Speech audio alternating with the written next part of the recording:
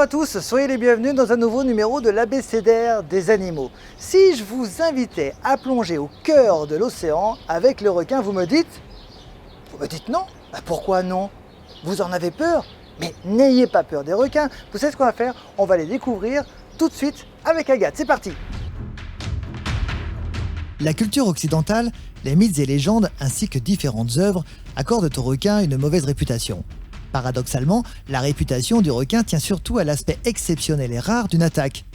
Compte tenu de leur taille et de leur régime alimentaire, seules 5 espèces sont qualifiées de dangereuses pour l'homme. C'est très peu comparé à la multitude d'espèces connues actuellement. Les requins sont présents dans toutes les mers et tous les océans du globe, à l'exception de l'Antarctique. Mais combien d'espèces existent-ils exactement? Quel est le plus grand? Toutes ces questions trouvent réponse maintenant.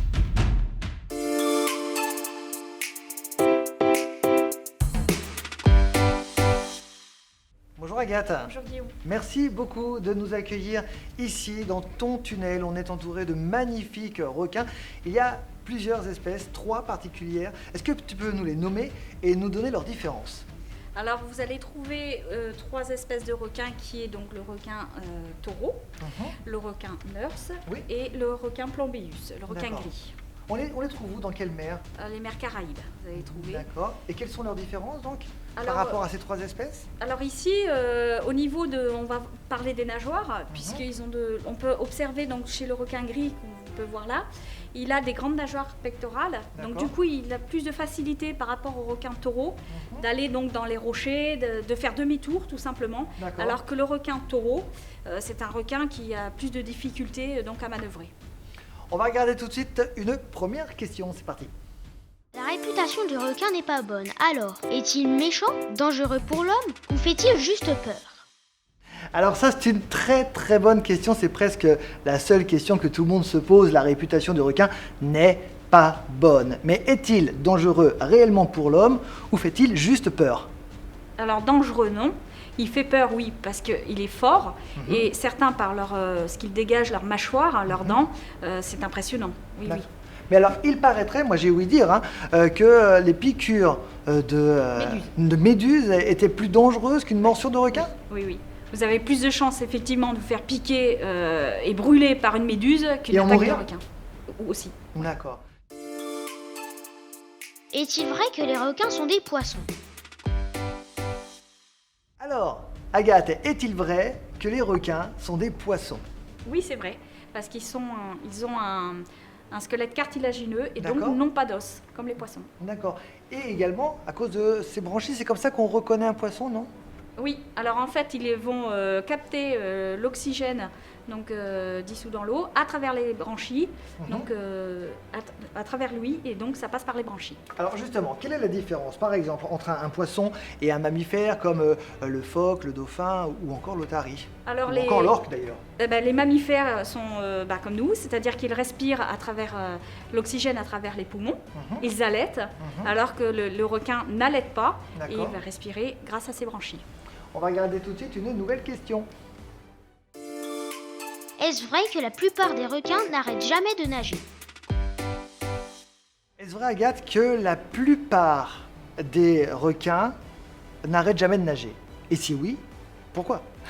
Alors oui, tout simplement parce qu'ils ont besoin, ils respirent à travers l'eau. D'accord. Donc ils captent l'eau à travers les branchies, l'oxygène donc dans l'eau à travers les branchies. Dont on a parlé tout à l'heure. Donc c'est pour cette raison qu'ils ont besoin absolument de nager? Oui, ils vont toujours de l'avant, oui. D'accord. Autrement, il n'y a plus d'oxygène entre guillemets dans l'eau au moment où s'il stagne. Voilà. Il y a une particularité, c'est que le requin nurse, lui, a la possibilité donc de capter l'oxygène donc dans ses branchies, à travers des muscles qu'il a dans sa gueule. Chose que ne feront pas les requins plombeus, le requin gris. D'accord, du coup, il peut en revanche stagner pour respirer. Voilà.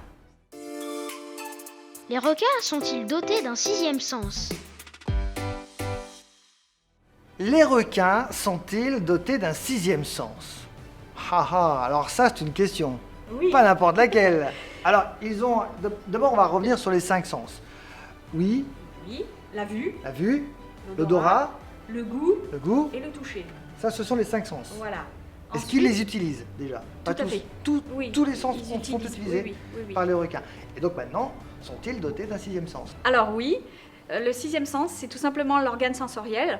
Donc c'est en fait des ampoules de Lorenzini qu'ils ont au niveau donc, de la gueule. D'accord. Plein de petits, on peut les voir, c'est tout moucheté, ça fait comme des petits trous. Et en fait, ce sens-là, en fait, ça va permettre d'aller chercher donc, dans le sable les proies. Avec ça, ils vont détecter une proie enfouie sous le sable. Quelle est la texture de leur peau? Elle est granuleuse, c'est en forme dentelée en fait, c'est un peu abrasif. On va regarder tout de suite une nouvelle question. De quoi se nourrissent-ils? Alors Agathe, de quoi se nourrissent-ils ces fameux requins? À part l'homme. Non, je plaisante. Non. Non, je plaisante. Non. Évidemment. Non. De quoi se ils nourrissent-ils? n'aiment pas l'homme en fait. Bah évidemment, oui. On a un mauvais goût. Non, mais en fait, ils mangent du conque, du calamar, du crabe. Ils peuvent manger aussi du saumon. Ça dépend. Voilà. Ah, ils ont quand même des goûts de luxe. Oui. Un petit saumon de temps en temps, ça ne fait pas de mal. Est-ce qu'on peut parler un petit peu de la dentition du requin? Là, je sais que tu es venu avec une mâchoire de requin. Est-ce que tu peux nous expliquer quelle est cette mâchoire de requin et quelles sont ses dents? Oui, c'est des petites dents. Est-ce que tu peux nous en parler un peu de ces dents? Parce que c'est un petit peu particulier, je crois, hein, les dents des requins. Oui, alors en fait, les requins, déjà, la dentition va être différente en fonction de l'espèce du requin. Si on prend les requins nurse, ils ont des dents. Ça pique quand même, hein? Oui. Un petit peu. Ils ont des dents. Ça, c'est quelle mâchoire, pardon? Ça, c'est d'un requin taureau. Un requin taureau, voilà. D'accord. Donc, chez le requin nurse, en fait, il a des dents assez larges. D'accord. Pour broyer, voilà. Chez le requin taureau, en fait, on peut voir les différentes dents qui sont pointues. Et il y a plusieurs rangées, en fait. Et ce qu'il faut savoir, c'est que quand une dent tombe, eh ben, l'autre pousse derrière et c'est tout le temps renouvelé en permanence. C'est-à-dire que lui, contrairement à nous, il n'a pas besoin d'aller chez le dentiste. Dès qu'il perd une dent, une autre repousse derrière. C'est extraordinaire. Mais quel est ton secret, requin?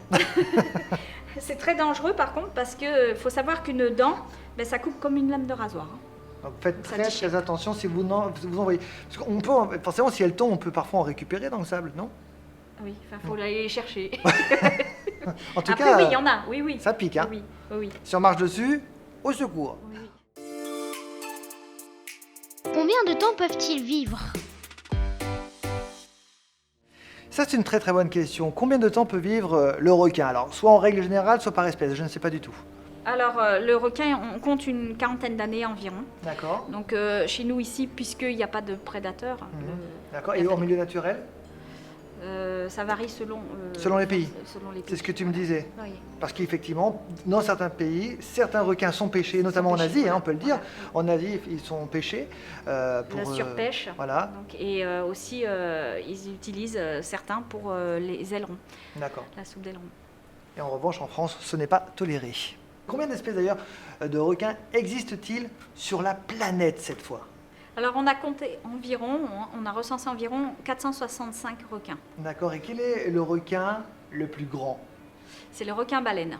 Voilà, le requin-baleine? Oui, le requin-baleine qui peut aller donc jusqu'à 14 mètres. D'accord. Et ensuite vient le requin pèlerin, qui est à 12 mètres. Mais alors, moi je ne comprends pas. C'est un requin ou c'est une baleine? Le requin-baleine? Non, c'est un requin. C'est un requin. C'est un requin, il fait partie de la famille des requins, même s'il s'appelle le requin-baleine. Tout à fait. D'accord.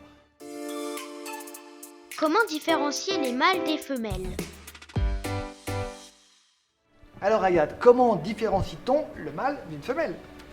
Alors le mâle, c'est très simple, on peut le voir, il a 2 appendices. D'accord. Donc son appareil reproducteur, on appelle ça des ptérygopodes. D'accord, et la femelle? Elle n'en a pas, tout simplement. Et on peut voir ça aussi chez les raies. Tu es venu ici, ça fait partie de la même famille d'ailleurs. Rappelons que les raies font partie de la même famille que les requins, on en avait parlé dans une précédente émission. Tu es venu aujourd'hui avec ça. Qu'est-ce que c'est? Alors, ceci, c'est un œuf donc, de requin, un œuf de requin chez l'Ocynium. D'accord, c'est un vrai œuf, hein? Oui, tout à fait. Ok. Oui, voilà. Donc, on peut voir, donc, ces œufs sont pondus donc, sur le fond. Et ces requins, quand ils pondent, les espèces que vous voyez là, qui est à côté, qui est un peu sur le pôle, d'accord. Ça s'entoure en fait, ils entourent les œufs autour d'une roche. D'accord. peuvent-ils s'échouer pour attraper leur nourriture? Peuvent-ils s'échouer pour attraper leur nourriture? Ça, c'est une question un peu particulière quand même. Je ne vois pas un requin tenter de s'échouer. Alors oui ou non? Non.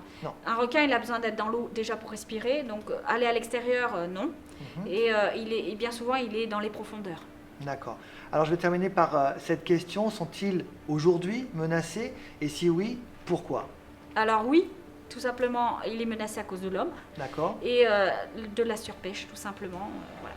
Donc il faut savoir le protéger là Oui, aussi. ouais. Merci beaucoup en tout cas pour toutes ces informations. Avec plaisir.